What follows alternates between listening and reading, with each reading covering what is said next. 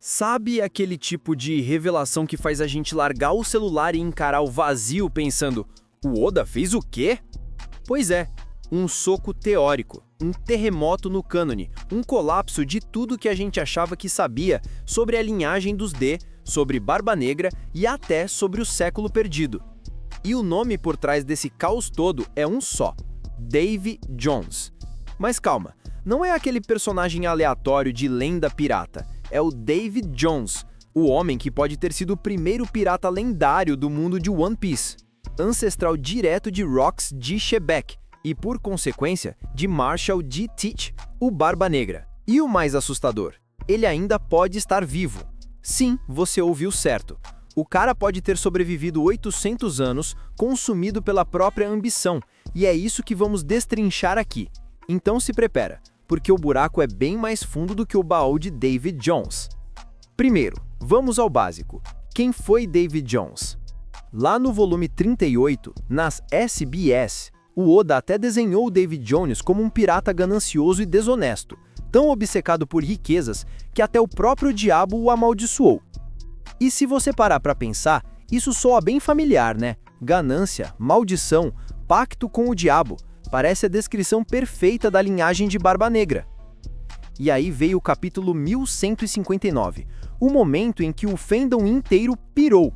A revelação de que o verdadeiro nome de Rox de Shebeck era na verdade Rox de Shebeck, descendente direto de Davy Jones, o fundador do clã Davy. Esse mesmo clã vem sendo caçado pelo governo mundial há mais de 800 anos, ou seja, Davy Jones não era uma lenda, ele foi real, influente e, pior, uma ameaça direta ao poder dos dragões celestiais. Pensa comigo, Joy Boy também viveu há 800 anos. Ambos existiram durante o século perdido. Coincidência? Nem um pouco. Eu, pessoalmente, acho que estamos vendo os dois polos que moldaram aquele período.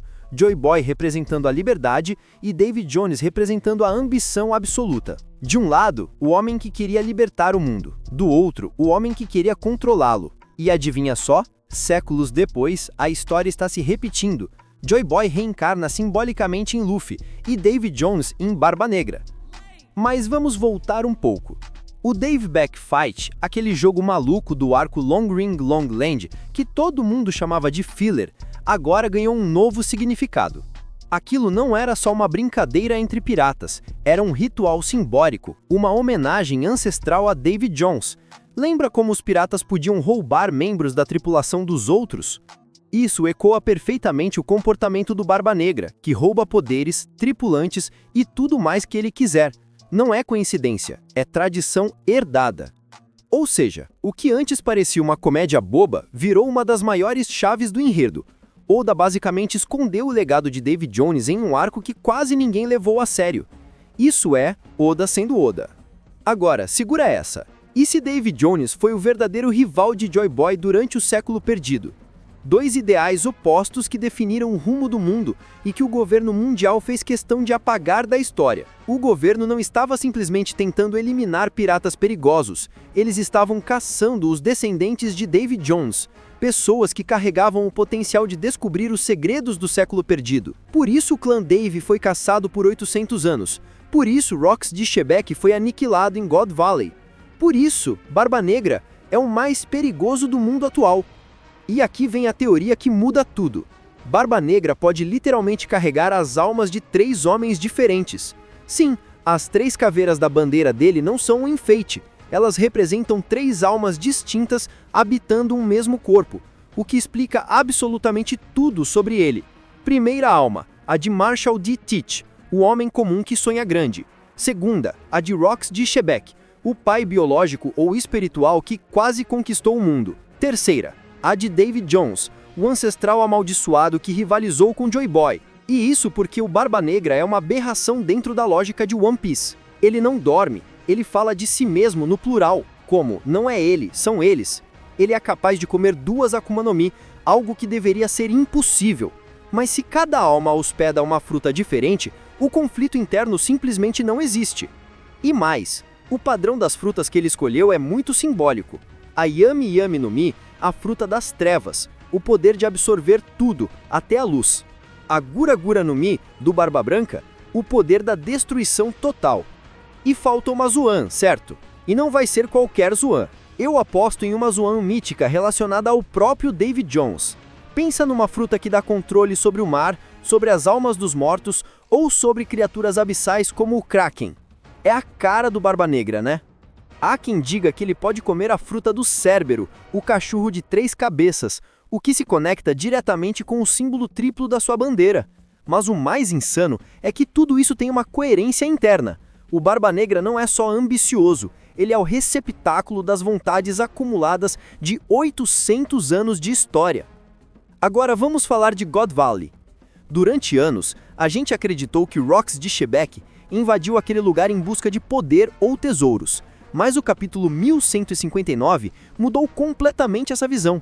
Descobrimos que Rox tinha um motivo pessoal, ele foi lá tentar salvar a sua família. O governo mundial havia traído todos os descendentes do clã Davy para o massacre disfarçado de evento. Era uma armadilha, e mesmo sabendo disso, Rox foi, porque sua esposa e o seu filho estavam lá. E esse filho, muito possivelmente, era o próprio Barba Negra.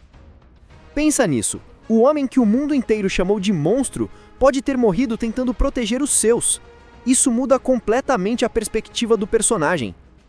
E se Barba Negra cresceu sabendo dessa verdade, que ele era o último herdeiro de uma linhagem amaldiçoada e caçada há séculos, isso explica tudo sobre ele, a sua paciência, o seu planejamento, a sua sede de poder.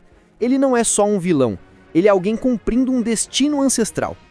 E essa é a parte mais brilhante da construção do Oda. Porque quando Luffy e Barba Negra finalmente se enfrentarem, não vai ser apenas um embate entre dois piratas, vai ser o reencontro de duas vontades antigas, de dois legados que nunca foram encerrados. Joy Boy contra Davy Jones. Liberdade contra dominação. Luz contra trevas. É literalmente a repetição da guerra que moldou o século perdido, só que agora resolvida pelos herdeiros. E o mais louco é que isso dá um novo sentido à famosa frase do Barba Negra: os sonhos dos homens nunca têm fim. Ele pode estar falando literalmente dos sonhos dos seus antepassados, os sonhos que atravessaram séculos e agora vivem através dele. E se você reparar, o comportamento do Barba Negra reflete essa mistura de almas. Às vezes ele é covarde, foge de Shanks e grita de dor quando é ferido. Outras vezes invade Impel Down sozinho e desafia Yonkus. Um momento ele é cruel e impiedoso, no outro é calculista e quase filosófico. São 3 personalidades brigando pelo controle. Essa dualidade dele pode ser o reflexo direto da maldição de Davy Jones, o homem tão ganancioso que foi amaldiçoado pelo próprio diabo. E essa maldição, ao que tudo indica, foi herdada. Rox era obcecado por poder, Barba Negra também. Ambos representam o lado sombrio da linhagem dos D.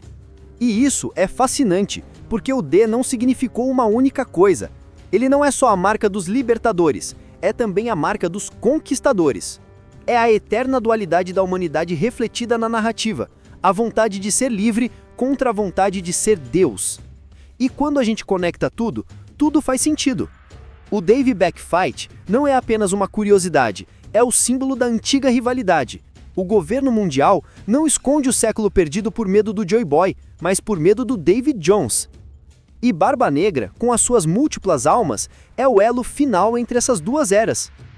Imagina a cena final de One Piece, Luffy carregando o legado de Joy Boy, enfrentando Barba Negra, o herdeiro de Davy Jones, o sorriso livre contra o riso maligno, a vontade de libertar contra a vontade de dominar, o ciclo de 800 anos, finalmente fechado. É quase poético. O Oda está construindo esse momento há décadas, e quando acontecer, vai ser o clímax mais simbólico e emocional da história do mangá. E agora, eu te pergunto, será que o verdadeiro inimigo do mundo não é o governo, nem Imo, nem os dragões, mas sim a própria maldição de Davy Jones viva dentro do Barba Negra? Se essa teoria for confirmada, One Piece deixa de ser só uma história sobre piratas e se torna uma saga sobre o destino, as vontades herdadas e a luta eterna entre liberdade e ambição. E é por isso que, sinceramente, eu acredito que Barba Negra não é apenas o rival final de Luffy, ele é o espelho negro do Joy Boy. Se você curtiu essa análise e quer mais vídeos assim, já deixa o like, se inscreve no canal e ativa o sininho. Porque se o Oda continuar revelando bombas como essa, a gente vai precisar de muito café e muita teoria para acompanhar. Nos vemos no próximo vídeo.